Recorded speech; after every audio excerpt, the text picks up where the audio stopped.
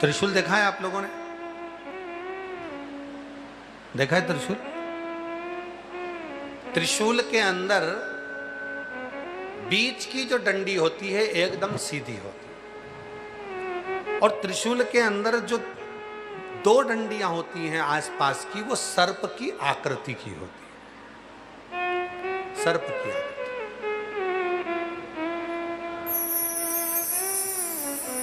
या रखा हो सत्यम जी, सामने एक त्रिशूल रखा होगा, जरा लेकर आ। छोटा त्रिशूल हो या बड़ा त्रिशूल हो, उसे लेकर रखा। हाँ, यहाँ भी दिख रहा है, ठीक है। तो बीच की जो डंडी होती है त्रिशूल की, वो एकदम सीधी है, और जो आसपास की जो दो डंडियां हैं वो आड़ी टेढ़ी है, दोनों आड़ी टेढ़ी। देखो बच्चे का ध्यान पूरा है शिव जी पर। बाबू तुरंत कह दिया कि सामने बना है त्रिशूल।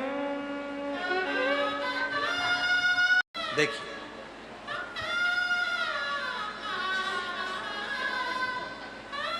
अब ये त्रिशूल है, इसकी एक डंडी बिल्कुल सीधी है और दो डंडियां सर्प की आकृति की आड़ी टेढ़ी बनी हुई है। यहां से चालू हुई, यहां जाकर फिर इधर पर मुड़ गई, और ये आकृति इधर पर जाकर मुड़ गई। शेषनाग, वासुकी नाग, और बीच में मां जगत जननी जगदम्बा अम्बा, जो इस दंड के रूप में विराजमान है, मां अम्बा।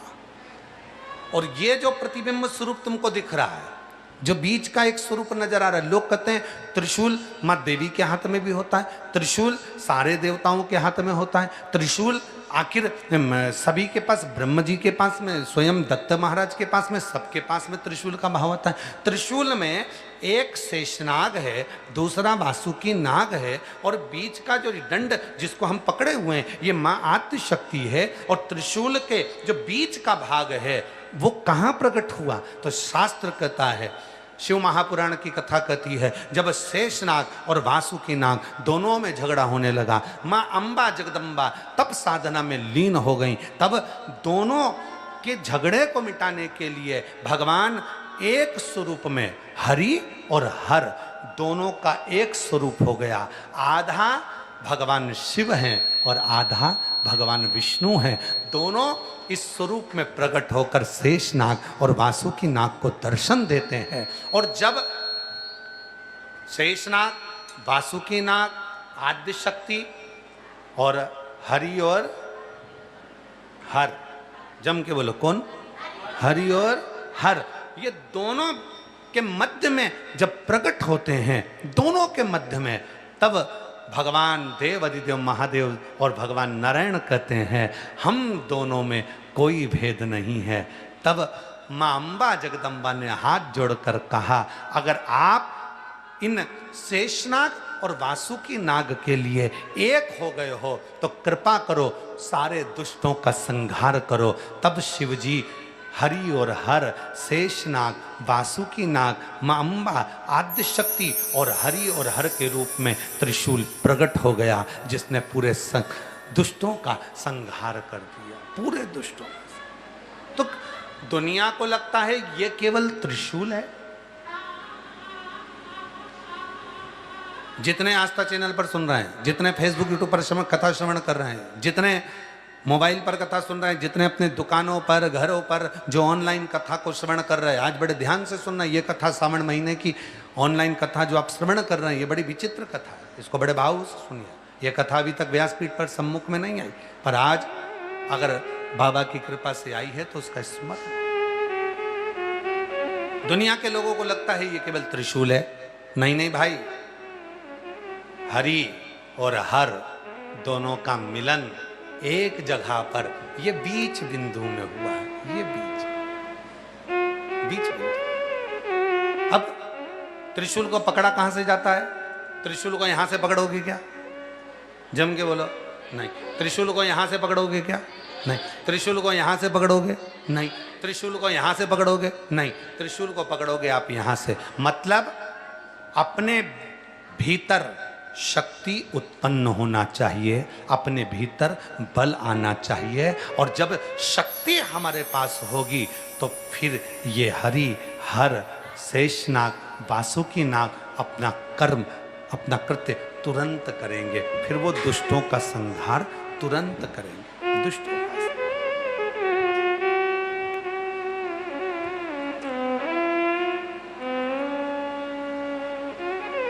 और महादेव नमन चरणों में स्वीकार कीजिए, सबका किया है मेरा भी उद्धार कीजिए, उद्धार कीजिए।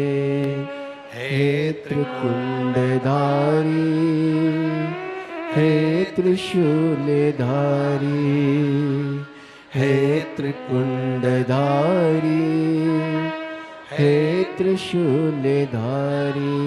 चरणों में तेरे बाबा जी पावन है चारों धाम। चरणों में तेरे बाबा जी पावन है चारों धाम। तेरी देव करते वंदना, पूजे सीताराम।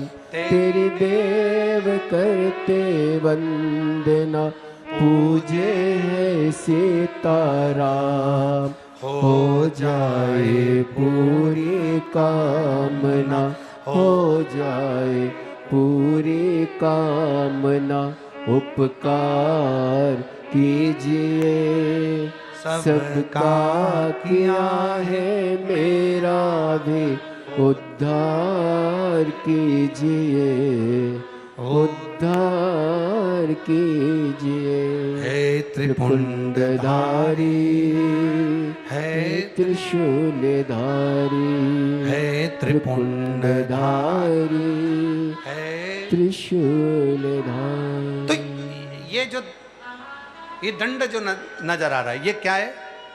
दुर्गा भवानी आद्य शक्ति, आद्य शक्ति। ये भाग वासुकी, शेषनाग और बीच का जो अंश नजर आ रहा है, ये केवल एक नहीं है, ये केवल एक नहीं है। ये दुनिया की दृष्टि में एक दिखता है, त्रिशूल एक, ना ना ना ना ना। हरि और हर दोनों का मिलन है, दोनों का मिलन। हरिया, इसीलिए हमारे यहाँ कहा जाता है, कई लोग जितने टीवी पर कथा सुन रहे हैं, आप लोगों में से कई लोग, आप लोग जो बैठकर कथा सुन रहे हैं, कई लोग एक नियम बनाते हैं, 12 महीने में 12 ज्योतिर्लिंग करूंगी।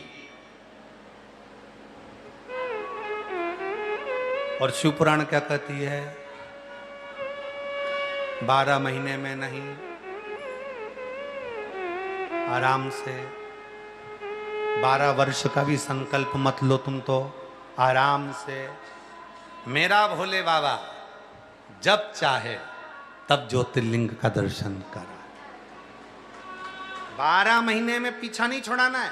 कई माताओं का नियम रहता है, मैं बस मेरे, आप देखना नवरात्रि के व्रत लेती हैं, तो मैं 9 दिन बस नवरात्रि का व्रत करूंगी, मैं 5 दिन का ये व्रत करूंगी, मैं 4 दिन का व्रत, मतलब वो 9 व्रत करने के बाद आप माता रानी को भूल जाओगे, या आप सावन के महीने का व्रत कर कर शिव को भूल जाओगे। आप लोगों का नियम, शिव पुराण की कथा कहती है, अगर कोई तुमसे कहे कि 12 महीने में 12 ज्योतिर्लिंग का नियम धारण करो, तुम साफ मना कर दो, नहीं, मेरे पिताजी से मिलने के लिए 12 महीने नहीं, मेरे पिताजी से मिलने के लिए तो पूरी जिंदगी मेरी मौजूद है, पूरी जिंदगी। ये 12 महीने का नहीं, हो सकता है कभी कभी मन में आ जाए, काशी 2 बार बुला ले, ओमकारेश्वर 3-4 बार बुला ले, आप लोग सीहोर आओ तो उज्जैन अवंतिका पुरी 2-4 बार चले जाओ, तो कोई जरूरी है कि एक ही बार जाऊंगी? नहीं, मेरा बाबा जब चाहेगा तब मैं जाऊँ, बारंबार जाऊँ। कई लोग कह देते 12 महीने में मैं 12 ज्योतिर्लिंग कर लूंगी, और कई लोग कह देते हैं 12 महीने में 12 ज्योतिर्लिंग कर लो तो उसका पुण्य ज्यादा मिलता है। अरे भाई, शिव महापुराण की कथा को पढ़कर देखिए, स्कंद पुराण को पढ़कर देखिए, उसमें ये कहीं नहीं लिखा कि 12 महीने में 12 ज्योतिर्लिंग करो, या 12 दिन के अंदर 12 ज्योतिर्लिंग करो, या 12 घंटे में 12 ज्योतिर्लिंग करो। ये कहीं नहीं लिखा। यहाँ तो ये लिखा है कि अपने पिता से मिलने के लिए जब मन कर जाए, जब तुम्हारी इच्छा कर जाए, जब तुम्हारा भाव हो, तब जाओ, तब जाओ। और मेरे भोले तेरा सहारा है, मेरे भोले तेरा सहारा है, मेरी नैया का तू किनारा है, मेरी नैया का तू किनारा है। मेरे बाबा तुझे पुकारा है, मेरे बाबा तुझे पुकारा है, मेरी नैया का तू किनारा है, मेरी नैया का तू किनारा है। जब मन करे। 12 महीने में 12 ज्योतिर्लिंग नहीं, 12 दिन में 12 ज्योतिर्लिंग नहीं, 12 वर्ष में 12 ज्योतिर्लिंग नहीं। जब तक श्वास है तब तक मैं तुम्हारा हूं। पूर्ण नहीं, छोड़कर रखो थोड़ा सा।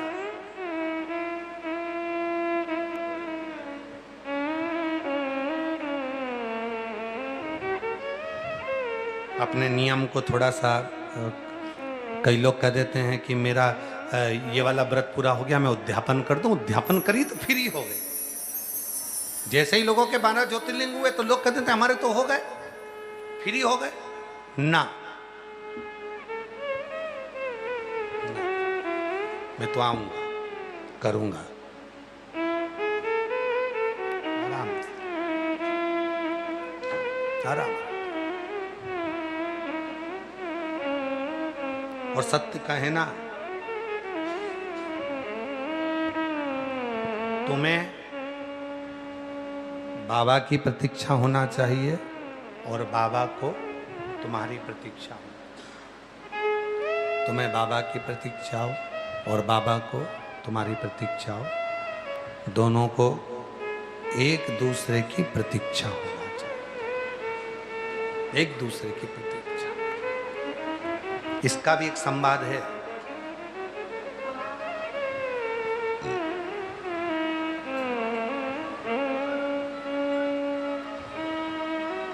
एक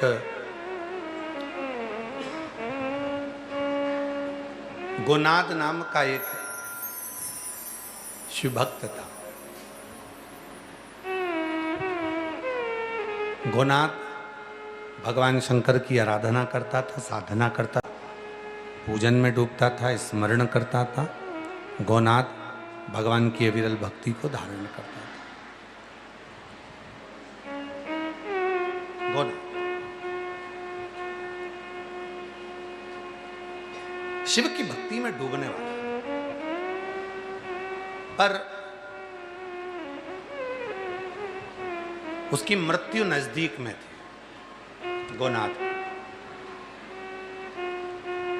4 बार यमराज अपने दूतों को भेज चुके थे, यमदूत आ चुके थे, गोनाद को ले जाने के लिए आ चुके थे।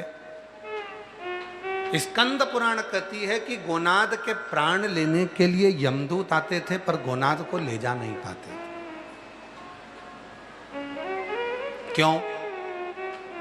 गोनाद एक ज्योतिर्लिंग करता था और उसी ज्योतिर्लिंग में बाबा से कह देता था, बाबा अब मेरा अगला ज्योतिर्लिंग मैं सोमनाथ कर लिया, अब मेरा अगला ज्योतिर्लिंग मैं मल्लिकार्जुन करूंगा।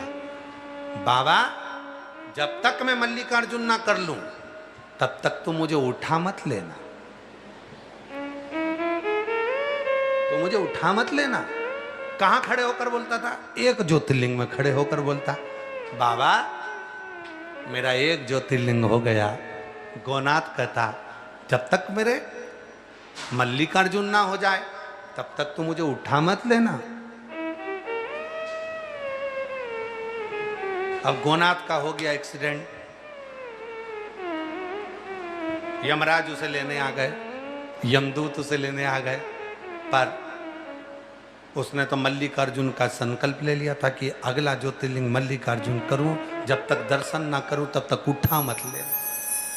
और खड़े होकर बोला भगवान शंकर के सामने, काल अधिपति महाकाल के सामने, शिव के सामने। वापिस लौट गए यमदूत। ऊपर जाकर चित्र यमदूत जैसे ही पहुंचे और ऊपर जाकर जो धर्मराज ने मीटिंग ली और धर्मराज ने पूछा क्यों तुम तो गोनाथ को लेने के लिए गए थे, तो उसके प्राण नहीं छूटे? तुम तो गोनाथ को लेने के लिए गए थे ना, तो उसके प्राण कहाँ हैं? तो इतने में कहा कि वो गोनाथ ला नहीं सकते क्योंकि अभी उसको मल्लिकार्जुन का दर्शन कर लेना तो फिर उसको लेके आएंगे। अब 1-2 साल तक गोनाथ मल्लिकार्जुन नहीं गया। अब मौत भटकती रही कि अब जल्दी से ये मल्लिकार्जुन कर ले तो मैं इसके प्राण छोड़ दूं और इसको लेकर चले जाऊं। अब ये मल्लिकार्जुन करे तो ये मरे। अब वो पहुंच गया मल्लिकार्जुन दर्शन करने के लिए। अब जैसे ही मल्लिकार्जुन दर्शन कर रहा था इतने में यमराज टोली लेकर बाहर खड़े हुए थे। ये निकला बाहर और इसको निपटाया। ये बाहर निकला और इसको मारा। अब गोनाथ इतना चतुर था कि वो मल्लिकार्जुन में खड़े होकर करा, भोलेनाथ कृपा करना, आपका दर्शन हो गया शंभु, आज मेरा मल्लिकार्जुन हो गया बाबा, पर जब तक मैं महाकाल का दर्शन ना कर लूं तब तक नहीं मरूं, कृपा करना, तू मुझे उठा मत लेना भोलेनाथ, तू मुझे उठा मत लेना और कृपा करना, जब तक मैं महाकाल का दर्शन ना कर लूं तब तक मेरे प्राण ना छूटे। अब मंदिर में अंदर बैठ के ही कह रहा। अब जैसे ही गोनाथ निकला बाहर और निकलने के बाद ऊपर से एक बड़ा सारा पत्थर लुढ़क कर आया, बड़ा सारा पत्थर लुढ़क कर आया और गोनाथ पर आकर गिर गया। अब तो गोनाथ मरेगा, तो यमराज और यमदूत वापिस वैसे की वैसे ही चले गए। धर्मराज ने फिर मीटिंग ली, अब की बार तुम लेके नहीं आए उसको गोनाथ को, तो कहा फिर वो बच गया। क्यों? तो क्या मल्लिकार्जुन में खड़े होकर बोला कि अब की बार आपका दर्शन हो गया, अब अगला दर्शन महाकाल का करूं और जब तक नहीं करूं जब तक मरूं ही नहीं। अब जैसे ही खबर मिली कि जब तक फिर इंतजार करा, 1 साल में तो जाए नहीं, वो 2-3 साल बाद गया महाकाल का दर्शन करने के लिए। अब तो सारे यमदूतों ने टोली बना ली, यमदूतों ने टोली बनाई कि अब निकलेगा, अब की बार तो मारी डालना। 10-12 साल निकाल दिया इसने 3 ज्योतिर्लिंग ऐसे ही, और मरी नहीं दिया, अब की बार मारना। अब महाकाल के मंदिर में खड़ा और दर्शन कर का बोला, वारे महाकाल बड़ी कृपा करी, पर बहुत लेट दर्शन कराया, 3 साल बाद बुलाया, पर बाबा बड़ी करुणा करी, कोई बात नहीं तुम्हारी मर्जी पड़े तब बुलाना, पर बाबा ऐसी कृपा करना जब तक मैं ओमकारेश्वर का दर्शन नहीं कर लूं तब तक नहीं मरूं।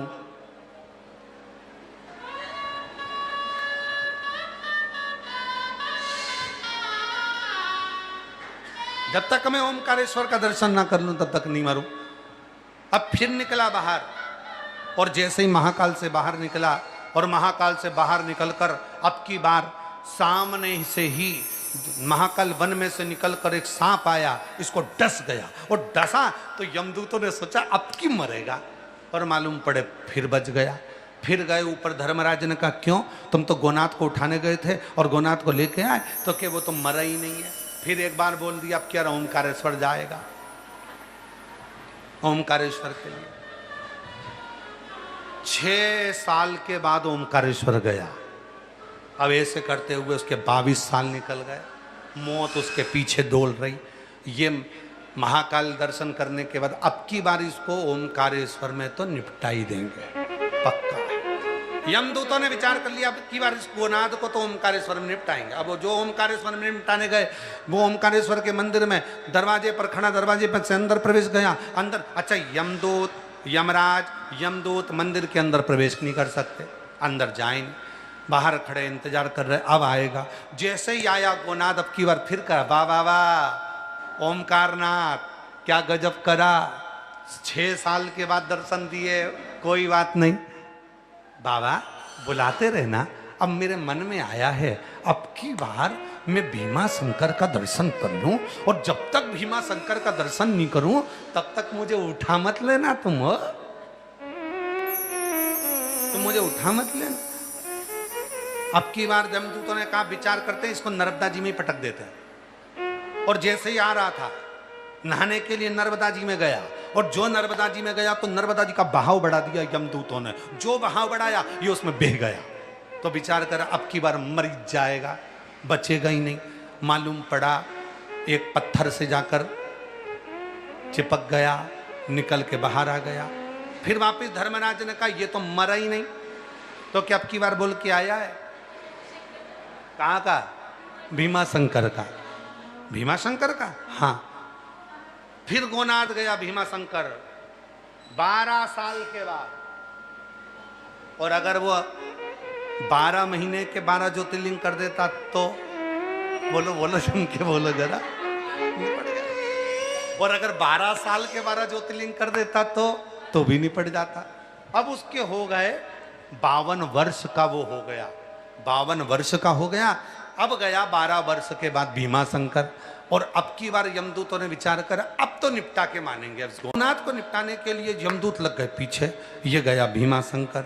भीमा शंकर में जाके बोला बाबा शरीर से बनता नहीं है, अब मेरा शरीर से इतना बनता नहीं है। भोलेनाथ जी मन में सोचे आज बोलेगा अब तो निपटा दो, पर इतने में बोला बाबा कोई बात नहीं, शरीर से नहीं बनता पर पक्का है, बिल्कुल पक्का है। काशी का दर्शन कर लूं तब तक तू मुझे उठाना मत ही, कृपा कर। भोलेनाथ यमदूत बाहर खड़े, यमदूत बाहर खड़े। और जैसे ही यमदूत बाहर खड़े, यमदूतों ने आपस में विचार कर लिया। सब आपस में बैठे बैठे गप्पे मार रहे थे कि मालूम है ये मरेगा तो है नहीं, गया होगा अंदर जाके मांगा होगा, मरने वाला तो है नहीं। पहुंच गया 3 साल के बाद काशी।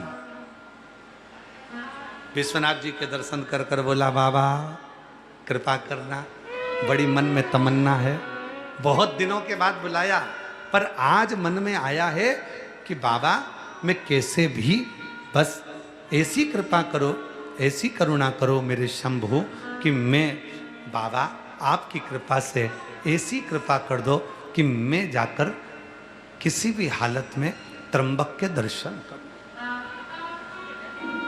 और जब तक दर्शन ना करूं तब तक मरूं ना। शंभु जब तक दर्शन ना करूं तब तक मरूं ना, ऐसी कृपा कर दो। करते करते करते करते करते करते 87 साल का हो गया, 12 ज्योतिर्लिंग पूरे नहीं करे, 87 साल। आखिरी में यमराज ने जाकर भोलेनाथ जी से प्रार्थना करी अब इसको तुम ही निपटाओ, तो निपटे, नहीं तो नहीं, अब तुम कृपा करो,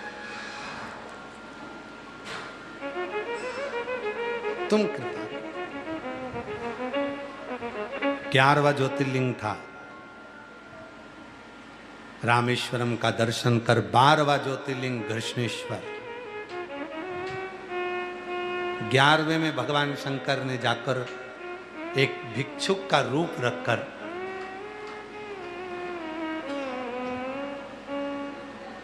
गोनाथ से पूछा तेरी अंतिम इच्छा क्या है, क्या इच्छा? हंसकर बोला अभी सोचा नहीं है कि अंतिम इच्छा क्या।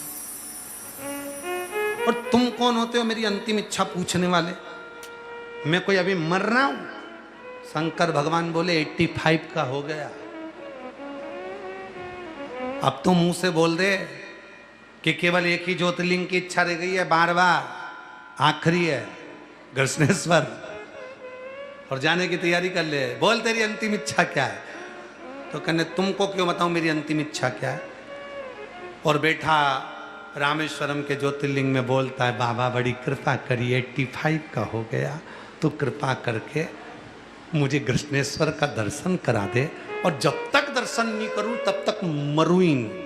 शंकर जी ने जाकर के दिया आखिरी है, तैयारी रखना, अब निपटा देना।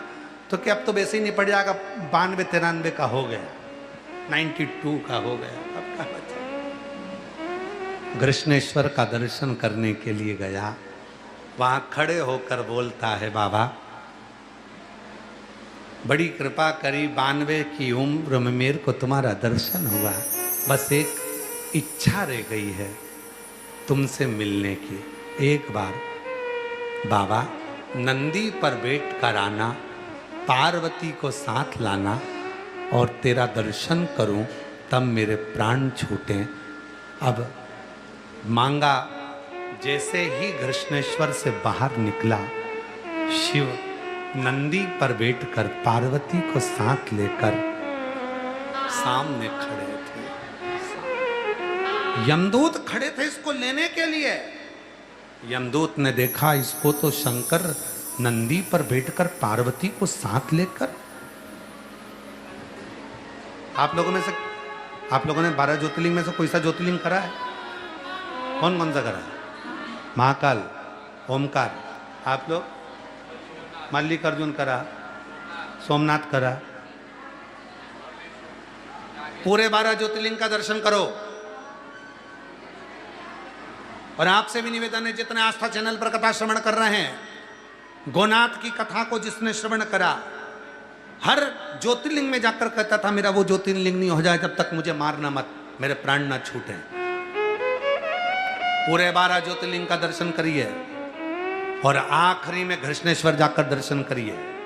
12 ज्योतिर्लिंग में केवल एक कृष्णेश्वर ज्योतिर्लिंग ऐसा है जिस ज्योतिर्लिंग के शिखर पर शंकर भगवान नंदी पर पार्वती को लेकर बैठे हैं, क्योंकि केवल गोनाथ के लिए उस ज्योतिर्लिंग के दरवाजे पर भगवान शिव स्वयं नंदी लेकर खड़े थे। मैं तुझे लेने के लिए आया हूँ, दर्शन देने के लिए आया हूँ, तू मेरे साथ चल, मेरे साथ। तब गोनाथ ने हाथ जोड़ लिए, और गोनाथ ने हाथ जोड़कर भगवान से विनय करी। भगवान गोनाथ हाथ जोड़कर भगवान कृष्णेश्वर से विनती करते हैं, जैसे नंदी पर बैठकर आप पार्वती जी के साथ मुझे दर्शन दे रहे हो, ऐसी कृपा करना। नंदी पर बैठकर पार्वती के साथ जो 12वां ज्योतिर्लिंग का दर्शन करने कृष्णेश्वर आए, हे भोलेनाथ ऐसी कृपा करना कि उनका दर्शन आपको इसी नंदी पर हो जाए। आज भी कृष्णेश्वर ज्योतिर्लिंग का दर्शन कर कर शिखर का जब दर्शन करते हैं तो नंदी पर भगवान शंकर पार्वती के साथ बैठे हुए आज भी दर्शन देते हैं, आज भी दर्शन देते हैं। और कोई दूसरा लेने नहीं आया है, गोनाथ को लेने के लिए स्वयं देवादिदेव महादेव मेरा शंकर आया, शंकर मेरा शिव आया, मेरा उघड़दान।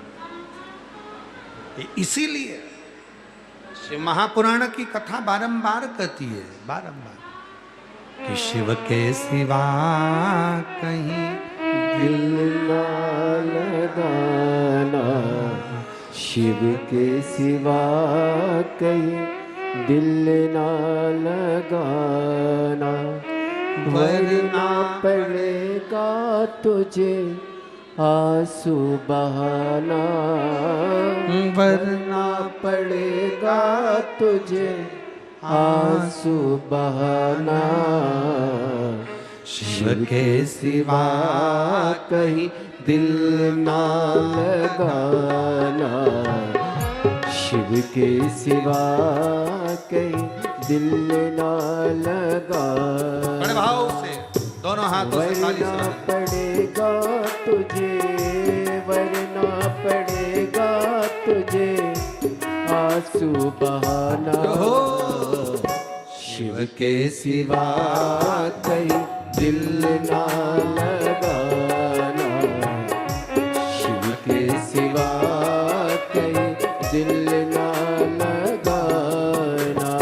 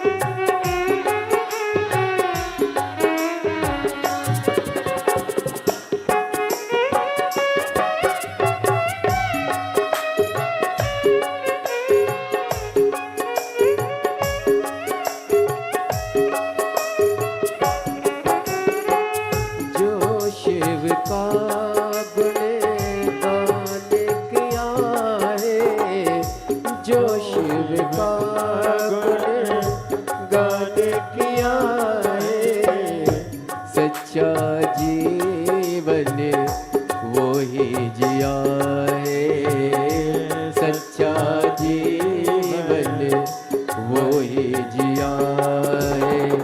जो शिव का गुण गान किया है, जो शिव का गुण गान किया है, सच्चा जीवन वो ही जिया है, सच्चा जीवन वो ही जिया है। सुमिरन के बल से तू, सुमिरन के बल से तू मुक्ति है पाना।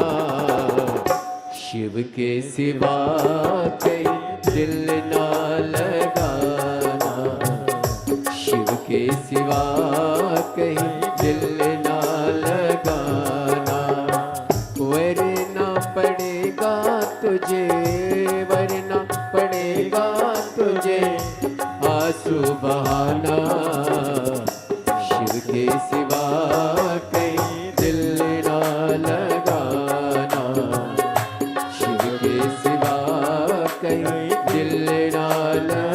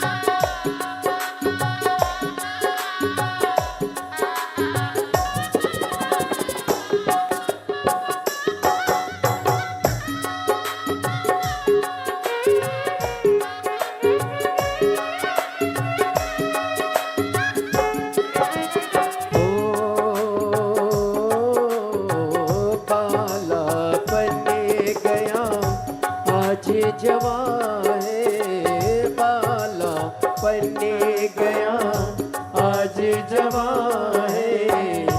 बीत गया अब समय कहाँ है, बीत गया अब समय कहाँ है। बाला पलने गया आज जवां है, बाला पलने गया आज जवां है। बीत गया अब समय कहाँ है, बीत गया अब समय कहाँ है। सोच समझ के, सोच समझ के वक्त गवाना।